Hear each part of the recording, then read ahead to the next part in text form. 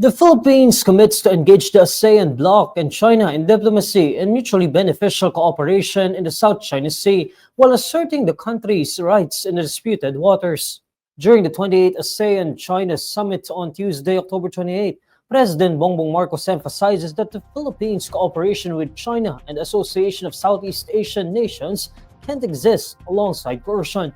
Marcos uses the 47th ASEAN Summit and related summits to deliver fresh criticisms against China yet again on its relentless aggression in the West Philippine Sea. Present during the ASEAN-China meeting were the leaders of the now 11 ASEAN member states as well as Chinese Premier Li Qiang. According to Marcos, positive outcomes may be gained by ASEAN and China if all will commit to cooperation and meaningful engagement, especially in the South China Sea. Marcos also urges the ASEAN platform again to call on its members, as well as China, to conclude by next year its negotiations for an effective and substantive code of conduct in the South China Sea.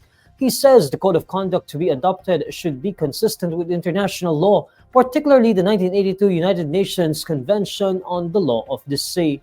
While talks are still ongoing, the president urges ASEAN and China to explore cooperative activities within framework of the Declaration on the Code of Conduct of Parties in the South China Sea.